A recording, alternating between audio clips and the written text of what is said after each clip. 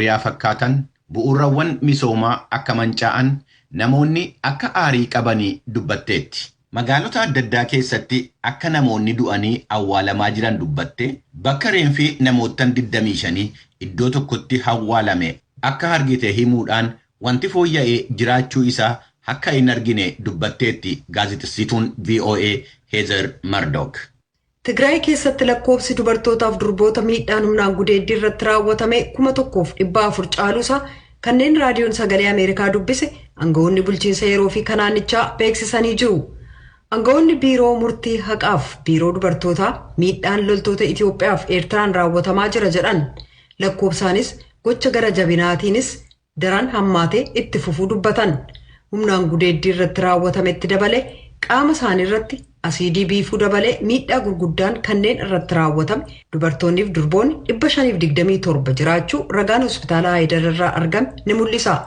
Gochaa kanaan kanneen shakkaman yoo xiqqaate namoonni 5 to'annaa jala oolfamuu isaanii biiroon murtii haqaa bulchiinsa yeroo fi naannoo Tigraay kan hime yoo ta'u kanneen humnaan gudeeddiitti shakkaman loltoota 25 irratti himannaan dhiyaachuuf loltoota 3 irratti balleessaan muramuu abbaan alangaa muummichi Itoophiyaa beeksisee jira. Mootummaa Eertiraarraa ilaalcha gamasaa argachuuf carraaqqiin godhe milkaa'ina dhabuu ibsee waahilli keenya kutaa afaan Tigree Gabree Gabramadin gabaasa erge Bafaqaaduutu dhiyeessa. Gaazexeessaan VOA Gabree Gabramadin qaamoleedhaa fi namootaan adda addaa caqasuudhaan kan gabaasa kana qopheesse. Akka gabaasni kun jedhutti dubartoonnii fi durbii hokkorri saalaa irratti raawwatamee yaaliidhaa fi gara dhaabbilee fayyaa deeman lakkoofsi isaanii 1,408 ga'eera. Bulchiinsa yeroo naannoo Tigraayitti itti gaafatamtuu waajjira haqaatii fi dubartootaa kan ta'an aadde Iteenesh Nugusee akka VOA'tti himanitti lakkoofsi dubartoota hokkorri irratti raawwate warreen gara buufata fayyaa deemanii galmaa'amanidha. Zoonii adda addaa keessatti gara wiirtuu dhaabbata tokko yookiin One Stop Center jedhamutti gargaarsi kennamaa jira jedhan aadde Iteenesh. Hokkorri kun dubartootaa fi durboota irratti kan raawwate magaalota Tigraay keessa jiran adda addaa keessatti. Akkuma kanaan Maqaleetti 716, Addigiraatitti 362, Aksuumitti 85, Shireetti 48, Maacootti 37, Mohonnitti 18 yommuu ta'u waliigalatti 1,408. Hospitaala Haayidar keessatti gurmeessituun wiirtuu One Stop jedhamu Sister Muluu Masfin akka jedhanitti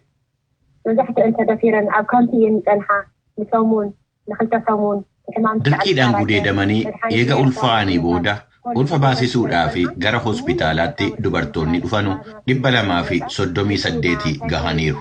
Miidhaa kana dubartoota irratti kan geessisan loltootaa fi hidhattootaan ala namoonni biroo yookiin siviilonni yoo jiraatan jechuudhaan kan gaafataman Sister Muluun siviilonnis akka jiran himanii harka 95 ol kan ta'an garuu loltoota Itoophiyaa fi Eertiraatiin akka ta'e dubbatan. Akka Sister Muluun dabalanii dubbatanitti rakkinichi kan uumame seerrii fi qaamni seera kabachiisu waan hin jirreef.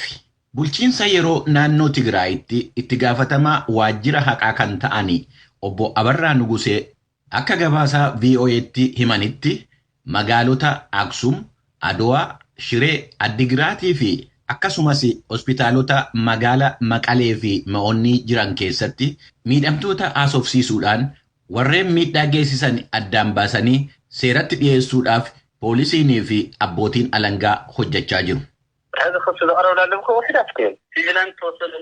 Amma ammaatti kan himannaa irratti dhiyeessine hedduu miti. Kan galmee qorannoo irratti qabamanii shakkamtoota 180. Ammaaf kan addaan baanii beekamanii namoota 10. Kana keessaa poolisiin federaalaa 2 fi loltuun 1 qabamaniiru. Namoonni loltuun taanes muraasni jiru jedhu obbo Abarraan. Loltoonni mootummaa Itoophiyaa yakka kana irratti hirmaataniiru waan jedhu irratti itti gaafatamtoota humna ittisa biyyaa Itoophiyaa Jeneraal Biraanuu Juulaa fi Jeneraal Mahammad Tasammaa argachuudhaa fi yaaliin inni godhe akka hin milkoofne qindeessaan gabaasa kanaa Gabree Gabramaariyaam himeera.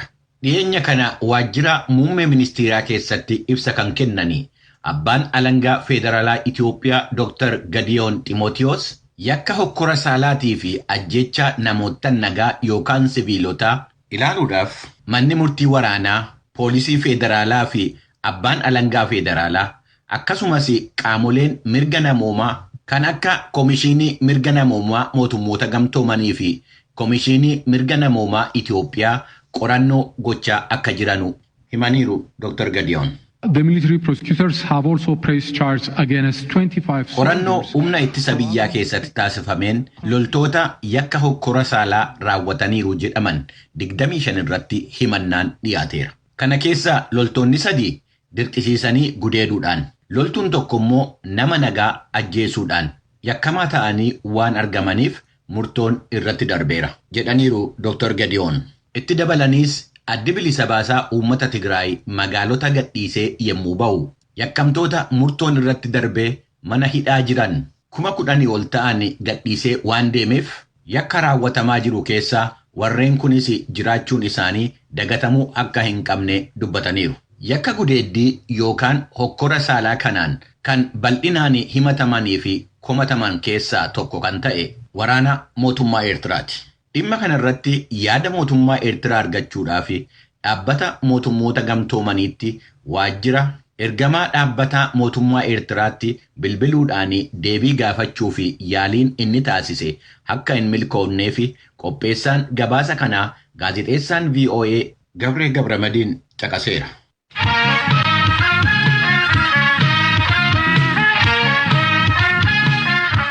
Kun raadiyoo sagalee Ameerikaatti dhaggeeffatoota keenya amma immoo gara sagantaa hafeetti ceena.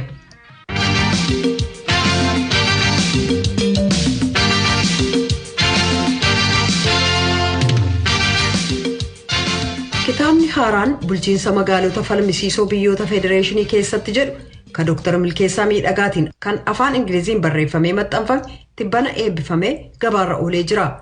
Qabiyyeen kitaabichaa dhimma bulchiinsa magaalaa Finfinneef magaalaa Dirree Dhawaa irratti kan xiyyeeffate. Tsaayi Daamxoo barreessaa kitaabichaaf kanneen waa'ee kitaabichaa yaada kennan dubbisuudhaan qophii har'aaf gabaasa qindeessite qabdi. Kitaabni bulchiinsa magaalota falmisiisoo biyyoota federeeshinii keessatti jedhu kan afaan Ingiliziitiin barreeffame kun akka barreessaan kitaabichaa ibsanitti bu'aa qorannoowwan yeroo garaagaraatti bulchiinsa magaalaa Finfinnee fi Dirree Dhawaa irratti taasisaa turan cimmisuudhaaf maxxansaaf qaqqabsiisaniiru. Dr. Milkeessaa Miidhagaa barreessaan kitaaba kanaa qabiyyee isaas akkanatti ibsaniiru. Governing contested cities in federations, urban politics, conflicts and policies of Addis Ababa and Dirree Dhawaa jedha kitaabichi kan jedhudha. Biyyoota federeeshinii ta'an keessatti magaalonni wal falmisiisoo ta'an akkamitti bulfamaa jiru kan jedhu muuxannoo addunyaa fudhateetu biyya keenya keessatti immoo magaalli akka Finfinnee fi akka Dirree Dhawaa sababa wal falmiirraa kan ka'e rakkoo keessa galanii furmaata barbaadu waan ta'eef jara kana akkamitti akka bulfamaa jiran lolaa kanaan dura Dirree Dhawaa irrattis ta'aa ture Finfinneedhaan wal qabatee maaster pilaanii dabalatee yeroo dheeraa waa'een Finfinnee gaafa magaalli guddoo Oromiyaa Finfinnee irraa Adaamaa geessanis Oromoon itti wareegamee waan hedduu keessa darbe waa'een Finfinnee salphaa miti.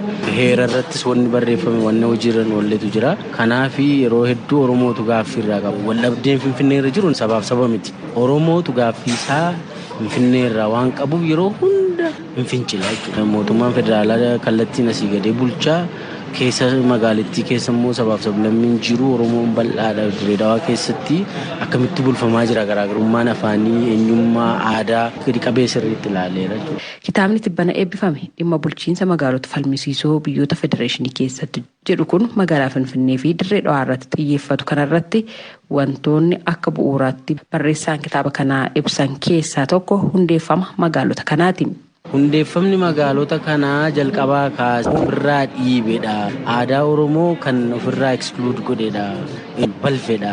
Imaammatoonni bara hundeeffama isaanii bara Minilik isaa ta'u, Haile Sillaasee isaa ta'u, bara Dargii isaa ta'u, bara Adwaayii isaa ta'u wannichi garaagarummaa hin qabu. Afaan hojii Finfinnee Amaarinyuma. Akkuma bara Minilik, akkuma bara Haile Sillaasee, bara Dargii ammas sanuma jechuudha bara yaadi keessatti. Kanaafuu hundeeffama isaarraa kaasee Oromoon miidhamaadha jechuudha magaalaa Finfinnee irratti. rakkoo sana furuun barbaachisaadha bu'uurarraa hundeerra. Isaafis immoo heerri biyyattii fala kaa'ee ture garuu jiran oolfamne malee. Heerri lafa kaa'e dantaa addaa Oromiyaa jedhee kaa'e. Dantaan addaa Oromiyaa aadaa Oromoo wal qabata, tajaajila hojiidhaan wal qabata, afaan hojiitiin wal qabata, tajaajila hospitaalota magaalaa kana keessa jiranii wal qabata, bulchiinsa magaalattiitiin wal qabata. Oromiyaa irraa adda baastee bushuu hin dandeessu. Maaliif joint administration jedha heerarra jira. Heerarra waan jiru hojiirra oolchuudha ta'uu tajaajila hawaasummaa waan jedhu natural resourceedhaan wal qabatee waan baay'ee heerri lafa kaa'e. Sana hojiitti hiikne furmaanni jira. Kanaaf wanni Finfinnee wal qabatee jiru kun gadi fagoodha wannichi. Namni ragaa qabatamaan dhaqee ilaaluu danda'a. Ilaalcha dhuunfaa milkeessaa miidhagaa miti wanni. Kitaabni kun rakkoolee ibsaman kanaaf fala akkamii akeekeera? Barreessaan kitaabichaa waan ibsan qabu. Fala baay'eetu jira kitaabicha keessa. Tokko afaan Oromoo afaan hojii magaalaa Finfinnee gochuun tokko qaama Oromoo fi Oromummaa xaraarsuudha. Afaan Oromoo aadaa baatee eenyummaa Oromoo baatee dhufa afaan Oromoo qorqalbii Oromoo baatee tokko afaan Oromoo afaan hojii Finfinnee gochuun salphaadha. Heera fooyyessuu nama gaafatu. Lammaffaa saboonni magaalaa kana keessa jiran illee afaan Oromoo yoo baratan qaama Oromiyaa ta'u. Oromiyaa keessa akka fedhan jiraatu jechuudha afaan Oromoo.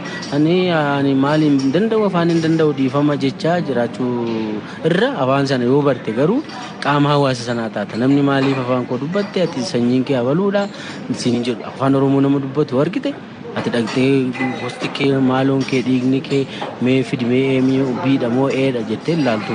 Afaan Oromoon biyya ijaarrachuu afaan Oromoo barachuun deebisee wal keessa gashachuun Finfinneef Oromoo. Kun amma fala tokkodha. Fala hedduunis jira kitaabicharraa namoonni dubbisanii akka ilaalaniin gorsa. Dooktar Milkeessaan bulchiinsa magaalaa Dirree Dhawaa waliinis dhimmoota kitaaba isaanii keessatti haammachiisan akkas jechuudhaan tarreessani. Dirree Dhawaanii dhugaa dubbachuuf bu'uura beekamtii heeraan qabdu hagaarra. Biyya kana keessatti lafti jiru lafa naannoo 9 qofadha. Heera biyya kanaa jedha. Milkeessaa mitan jedha. Heerri biyya kanaa maal jedhaa keewwata 2 irraa natti fakkaata. Lafti Itoophiyaa lafa naannoo 9 jedha. Lafa miseensota federeeshinichaati jedha. Miseensonni federeeshinichaa immoo keewwata 47 irratti 9. Amma immoo Sidaamni waan itti dabalame 10. Guruma heeraatiin itti dabalame Sidaamni waan ta'eef. Kanaaf lafti Itoophiyaa keessa jiru lafti Itoophiyaan jedhamu lafa naannoo 10ti har'a. Lafa naannoo 10 alatti lafti jiru lafa Itoophiyaa miti. Yookaan lafa Keeniyaa ta'uu danda'a, yookaan lafa Ameerikaa ta'uu danda'a hin beeku.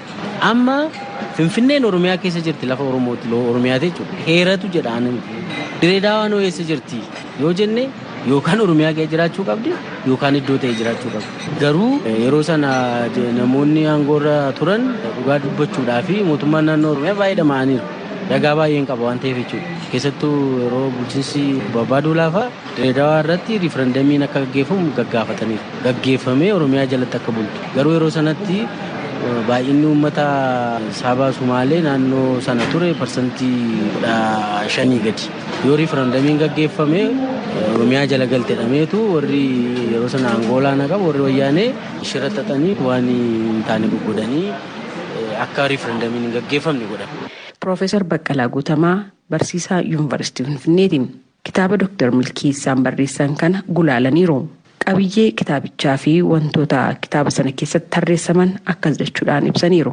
Waa'ee bulchiinsa magaalota mormii irratti jiru kan akka Finfinnee fi Dirree Dhawaadha. Actually kan inni kan qorates magaalota kana lamaanii seenaa hundeeffama isaanii irraa kaasee akkatti isaan bulaa turanii fi bulaa jiranii akkamitti warra sila naannaa Finfinnee kana duraan turan Oromoota warra abbaa lafaa kanaa turan akkatti isaan lafa isaanii irraa buqqa'anii aadaa fi afaan Oromoo immoo akkatti Finfinnee keessatti homaa gahee dhabee ta'ee kana kan qorate kana yeroo godhu immoo egaa wanniitu jira bulchiinsa magaalaa federalizimii keessatti akkatti ta'uu qabu qorannoo fi theorii baay'eetu jira isarratti hundaa'eetu qorate kana biraan immoo namootas gaafatee karaa adda addaatiin kitaaba kana qopheessee haala magaalotii kanaa wanta nama mormisiisoo ta'an sababa isaanii argate.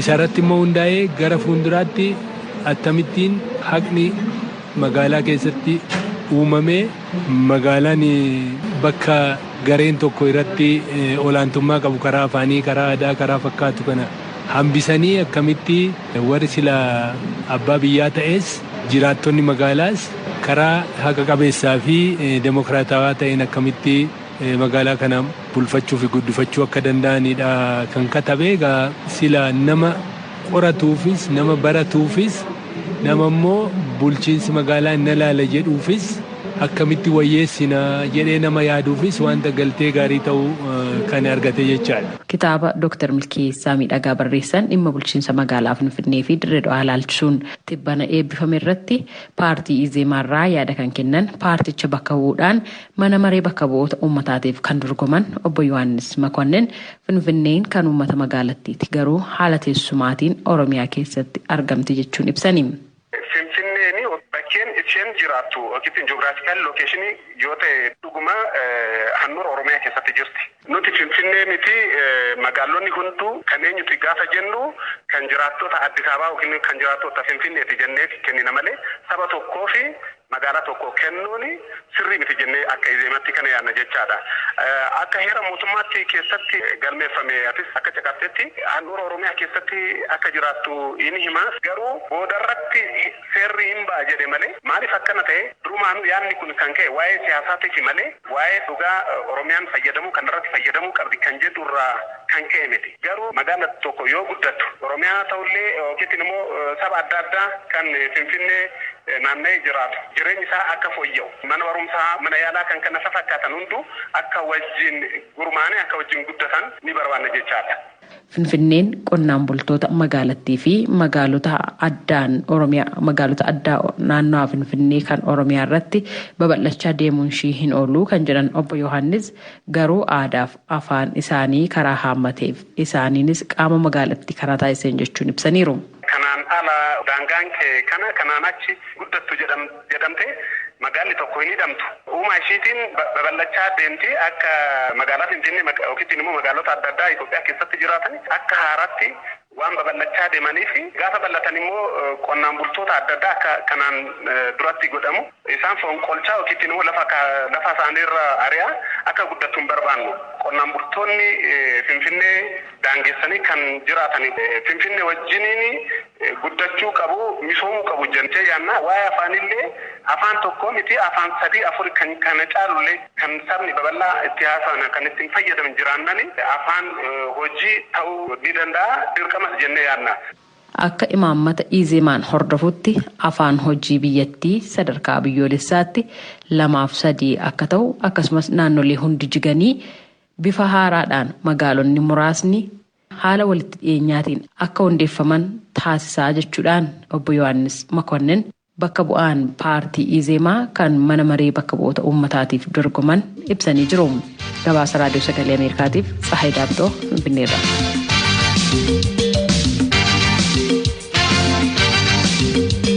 Wixata hanga jimaataatti qophii afaan Oromootiin dabarsu asirratti raawwata. Qophii boriitiin walitti deebina. Nagaatti bulaa. Amma sagantaa afaan Amaaraatu itti fufa. The Voice of America. ይህ የአሜሪካ ድምፅ ሬዲዮ ጣቢያ ነው።